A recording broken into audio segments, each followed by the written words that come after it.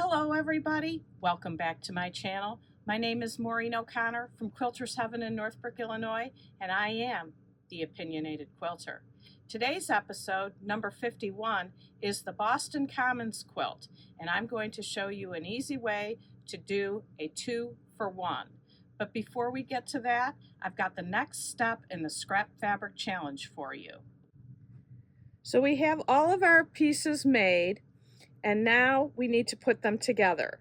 You have a 1.5 inch square with a 3.5 by 1.5 inch rectangle sewn together, and you've got one 4.5 by 1.5 inch rectangles, and you're going to put those together. You're going to sew all of these together, and you are going to press towards the 4.5 inch rectangle. So get one of those done for each block that you've decided to make. You also have the 4 1.5 inch squares and the 2 1.5 by 2.5 inch rectangles all sewn together already. Now these, you want to stack them up so that you have the squares pressed down, like so. All the seam allowances are pressed down, and you're going to stack the 2.5 inch rectangles the opposite direction. They're going to be pressed up. So then if you take them together and put them together, your seam allowance here will be pointed up and your seam allowance here will be pointed down. That's exactly what we want to feed into our machine. You don't need to pin them. Just hold that nice and just keep feeding them on through. Now when I look at this pair, I would say I don't want to put the white here next to the whites here. So I would probably go to my next one and say I like that much better. So just match them up pleasingly and get all these sewn together, and you're going to press this pair towards the 4 1.5 inch squares this way. And in our next episode, we'll do our next step. So now let's get to the opinion. This is in the category of just because a pattern tells you to do something a certain way doesn't mean you should do it that way. So I came across this old magazine, a Quilt Maker magazine from July, August 2013, and right here at the top caught my eye. It's a raccoon. I have a customer who likes raccoons, so I decided I wanted to make it. So I opened up to the pattern, and I read the pattern, and that's what I always say, read the pattern, understand the pattern, and then decide if the way you're being told to do it is the best way. And if I go through the cutting instructions, it tells you to cut individual squares over and over and over again with a few half square triangles and a few combo units of quarter square triangles and half square triangles. But I blew up the diagram here so you could see it better. And I get the blues all being individual squares because you can see on the blues that there's different colors here, but it tells you to cut the blacks and the grays all in individual squares. Well, I look at this, and this is 3 squares by 2 squares. I would cut one piece for this. I wouldn't cut this in individual squares. Same with the dark gray here, the dark gray here, the blacks here. So before I start this, I'm going to make notes of what other size squares and rectangles I will be making, because I am not going to cut individual squares to sew them all back together again. I even look at this section here, even though these are in 2 separate sections, this is all the same gray. So I would actually make that in one piece. So you just have to do the math. Now, the pattern calls for 2 1/4 inch squares. I'm going to be doing 2 inch squares. So remember the formula. The formula is to do your math first and without the seam allowance, and add the seam allowance back on the end. So if I'm looking at this 3x2 square and I'm cutting 2-inch squares, that means they finish to 1.5. So 1.5 plus 1.5 plus 1.5 is 4.5, plus the seam allowance of 5, and then 1.5 and 1.5 is 3. So that's then plus seam allowance is 3.5. So this square would be 5 by 3.5. And you just do that over and over and over again till you get the size pieces that you need to cut. And as long as you always follow that formula of do the math without the seam allowance and add the seam allowance back on at the end, you will have the correct numbers, correct sizes, and the piece will go together perfectly. So whenever we do get this done, I will show it to you. I haven't even started it yet other than dissecting the pattern. So just remember, once again, just because somebody tells you to do the pattern a certain way doesn't mean it's the best way. Look at it, make the decision for yourself. So now, let's get to our Boston Commons quilt. Behind me are 2 Boston Commons quilt tops that I pieced at least 25 years ago, maybe as many as 30. And Kat, who works here, found them in the stack of to-be quilted quilt tops. And she pulled them out and she said to me, "Maureen, you have to finish these." And I looked at them and I had to agree with her. I still loved them. Many times you have old quilt tops you've pieced and you don't even like the fabric anymore. That's not the case here. I still like these. And it was a fair amount of work and a lot of fabric. So to me, it's worth it to go ahead and quilt them and finish them. But for now, I want to show you how easy they are to make. I started with a 1/2 yard each of 25 fabrics. And if you look here on this one, it starts with the super light in the center and goes out to the dark here. Here's the edge, the dark fabric. On the second quilt, it starts with this dark here. Let me turn around. The dark edge here is in the center, and then the super light from the center here goes all the way out to the edge. So how is that accomplished? It's accomplished by, as you make your diagonal rows, if you can see, this is all done on point. In your diagonal rows, you have to take off pieces from each strip set, and the pieces you take off go into the second quilt. Now I made 2 smaller versions to show you how it works. So let me pull down the big Boston Commons and we're going to show you the little Boston Commons. Behind me are the 2 little Boston Common quilts that I made to show you how it works. So you start with the number of fabrics that you want to use, and you make them into a strip set. And I've done that here, and I'm going to show you how you lay it out. But let's talk about size for just a moment, because when I started these, I didn't pay much attention to size at all. And I started with what I thought was plenty of fabrics. I think it's 7.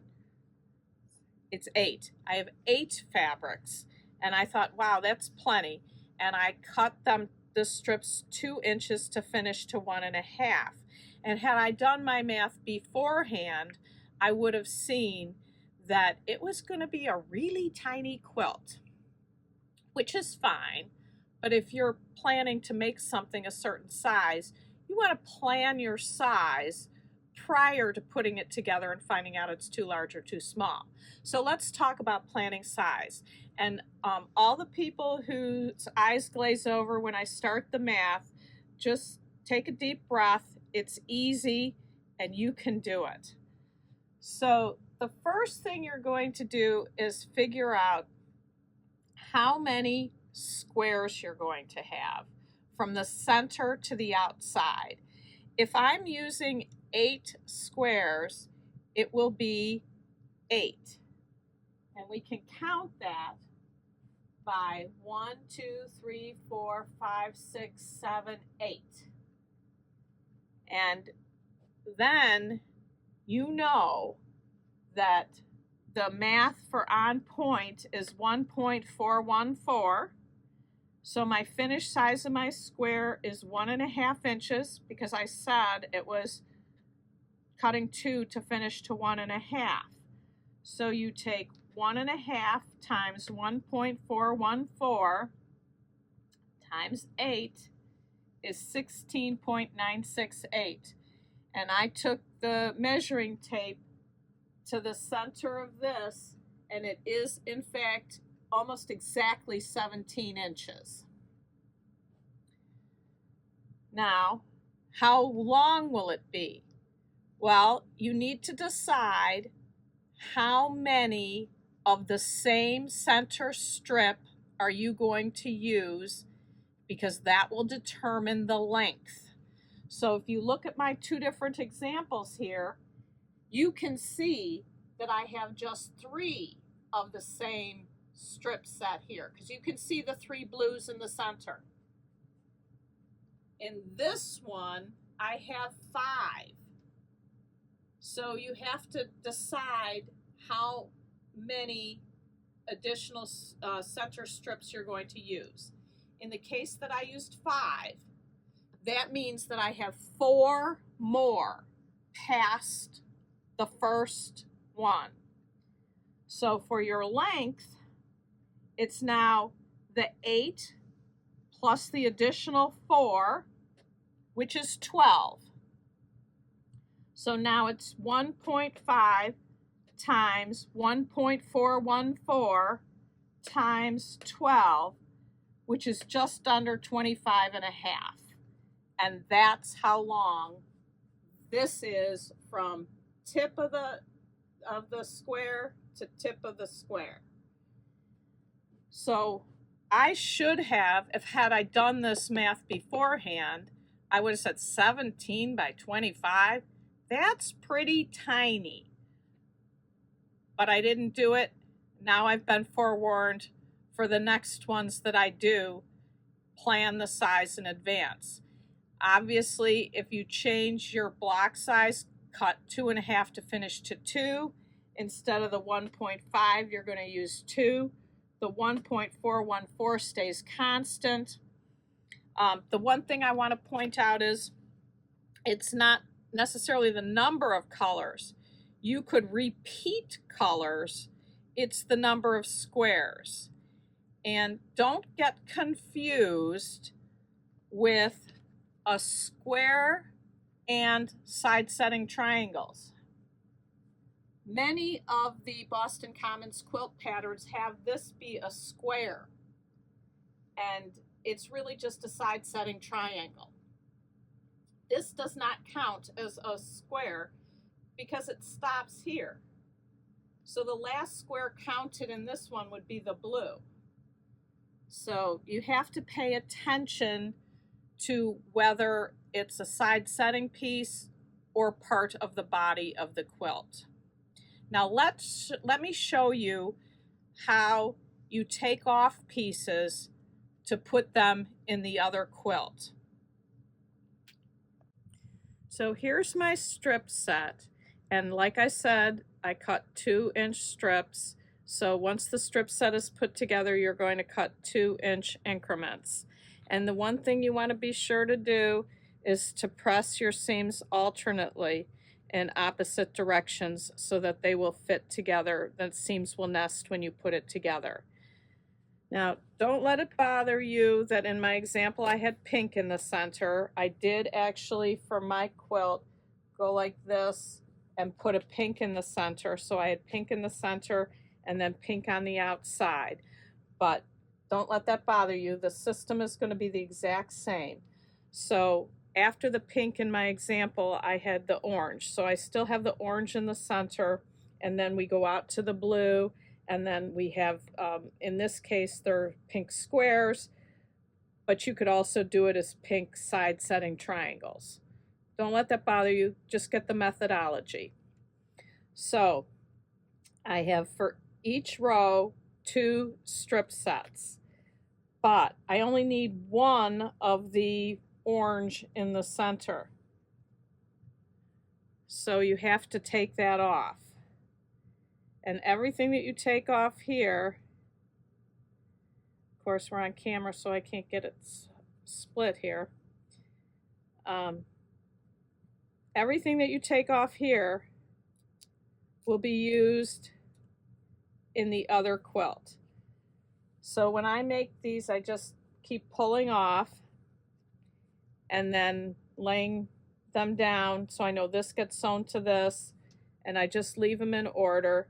So these 3 are the same because I did 3 centers, and as you can see, up here is the upper right corner. So to turn the corner, this one shifts down 1, this one shifts down 1. Now when you get up to here, you have to take off a blue and an orange on this side, and just the orange on the other side, so that the blue is in the center. Each successive round will have the next color in the center. So the strip set went orange, blue, so it's orange, then this one's going to be blue center, the next one will be yellow, and continuing on. So let me take this apart and lay this back down. Then we'll pause while I pull all the rest of them off.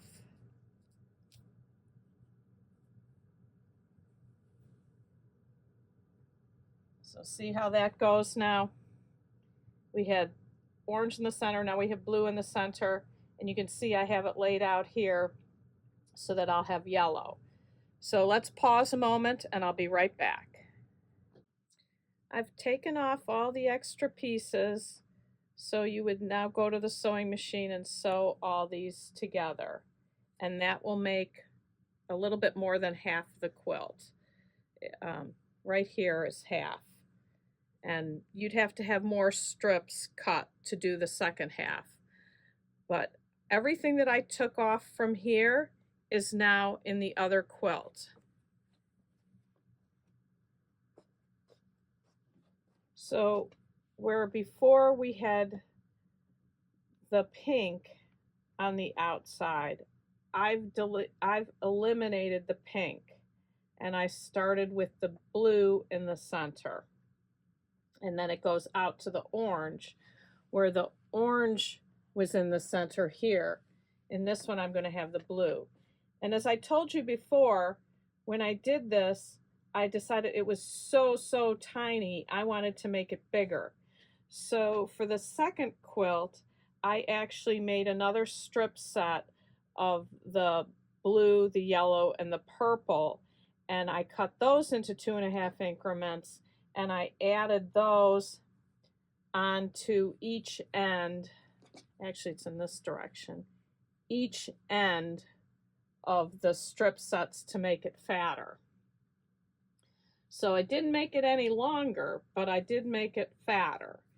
I think if I did it again, I'd still want to have 3 in the center. I mean, excuse me, 5 in the center, where I have 3 in the center in my example. But when I add borders, it'll be a decent sized quilt.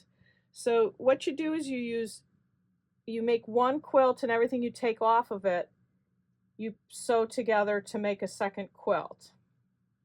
And it's, to me, a really good use of fabric. And they're fun to do. The seams nest, and on these small sizes, it doesn't take a whole lot of time. Now, one more thing I want to point out to my examples is the border in the first one I did.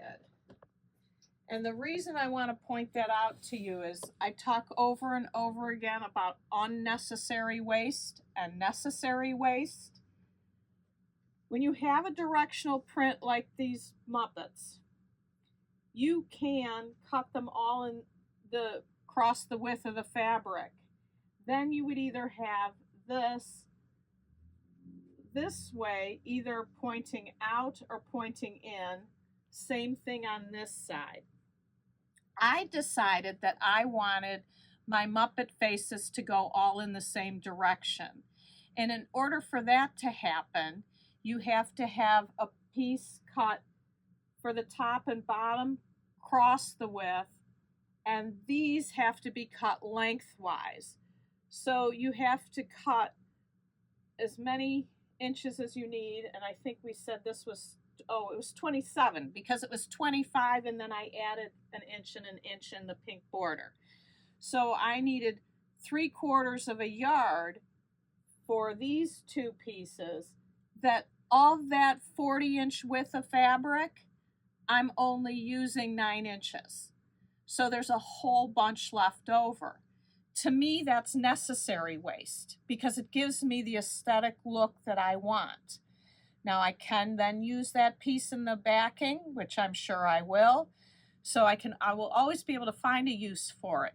But I don't mind cutting extra fabric to getting the look that I want. It's the unnecessary waste that I rail against. So I hope you enjoyed this episode. If you did, please like, share, and subscribe. I will have another Boston Commons next week, made a little bit differently than I've seen the patterns in the books. And this time, instead of a 2-fur, it will be a 1-fur. So stay tuned for the next one. Until next time, happy sewing.